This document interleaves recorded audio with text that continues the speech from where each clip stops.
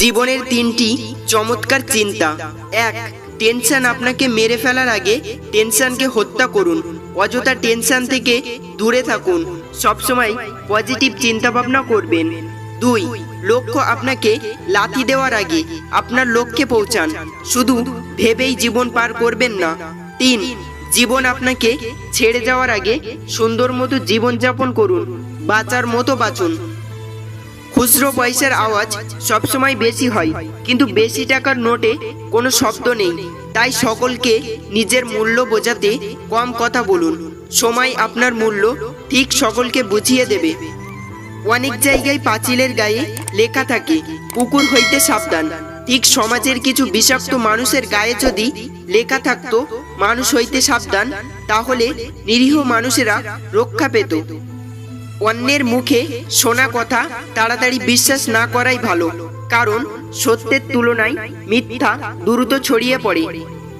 হিন্দু মুসলিম না হয়ে প্রতিবেশী হবার চেষ্টা করুন, কারণ হঠাৎ হয়তো রাত্রি দুটোই বিপদে পড়লেন, তখন শুধু প্রতিবেশী আসবে, ধর্ম নয়।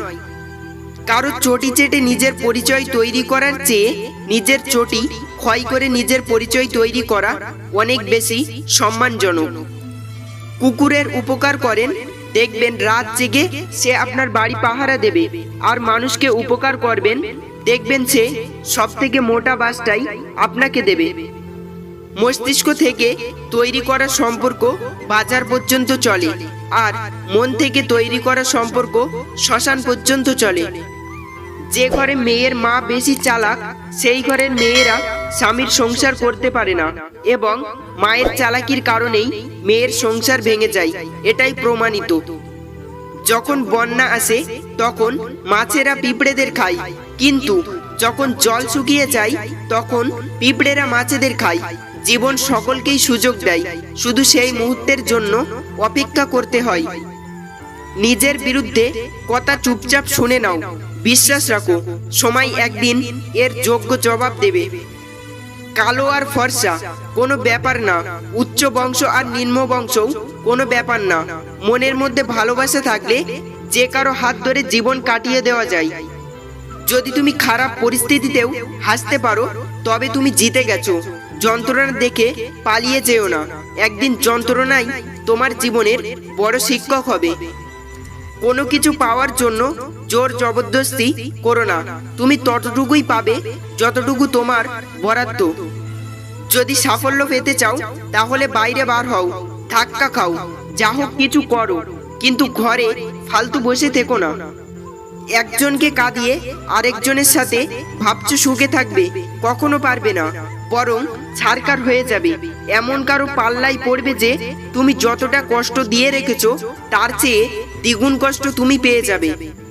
শৈশবের সুখ হলো কারো থেকে কিছু পাওয়ার, যৌবনের সুখ হলো স্বার্থহীন সঙ্গী পাওয়ার, বার্ধক্যের সুখ হলো নিঃস্বার্থ সেবা যত্ন পাওয়ার। বাড়ির তুলনায় একটি দরজা অনেক ছোট, একটি দরজার তুলনায় একটি তালা অনেক ছোট, একটি চাবিকাঠি তাদের থেকেও অনেক ছোট, কিন্তু সেই চাবিকাঠিটিই পারে ওই বড় বাড়িটিতে প্রবেশ করাতে। এভাবে একটি ছোট চিন্তাশীল ব্যাখ্যাও অনেক বড় সমস্যার সমাধান করতে পারে। ভদ্রতা একবার, দুইবার, তিনবার দেখাবেন, তারপর যখন দেখবেন আপনার ভদ্রতাকে অন্যরা দুর্বলতা ভেবে আঘাত করতে শুরু করেছে, তখন আপনার ভদ্রতা পকেটে রেখে তাকে তার ভাষায় জবাব বুঝিয়ে দিন। দেখবেন সে খুব সুন্দরভাবে বুঝে গেছে। নিকৃষ্ট পাপী ওই ব্যক্তি যে অন্যের দোষ খুঁজতে গিয়ে নিজের মূল্যবান সময় অপচয় করে। ঘাড়ের ওপর মাথা থাকলেই যে মাথায় মস্তিষ্ক আছে সেটা প্রমাণিত হয় না। বিয়ে করলে টাকা পয়সা দেখে করা উচিত, চরিত্র মোটামুটি সবারই খারাপ। আমি তোমাকে ছাড়া বাঁচব না, এই কথাটা শুধুমাত্র জলের ক্ষেত্রেই সত্যি, বাকি সব ক্ষেত্রে মিথ্যা। পুরুষকে কেউ কখনো ভালোবাসেনি, ভালোবাসে তার যোগ্যতা, তার সফলতা আর তার সামর্থ্যকে। ফাদার্স ডেতে ফেসবুকে দেখলাম সবার বাবাই নাকি সেরা, তাহলে খাদ্যে ভেজাল, ঘুষ, দুর্নীতি, চিটিংবাজ, তোলাবাজ, চুরি ডাকাতি এগুলো করে কাদের বাবা?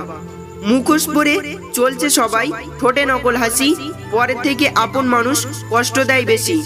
পৃথিবীর সবচেয়ে বড় আদালত হলো বিবেক। পতন তোমার তখন শুরু হবে যখন তুমি তোমার উন্নতিতে সাহায্যকারীদের অস্বীকার করা শুরু করবে, যাদের কাছ থেকে অল্প বেশি উপকার বা সাহায্য পেয়েও অস্বীকার করবে। তোমার পতন অনিবার্য, শুধু সময়ের অপেক্ষা। বেশি চালাক মানুষের সমস্যা একটাই, তারা মনে করে তারাই সব বোঝে, কিন্তু আপনি যে তার চালাকি বোঝেন সেটা তারা বোঝে না। উচিত কথা বলা মানুষগুলোর ভালোবাসা খুব কম থাকে, কারণ উচিত কথা সবার হজম হয় না।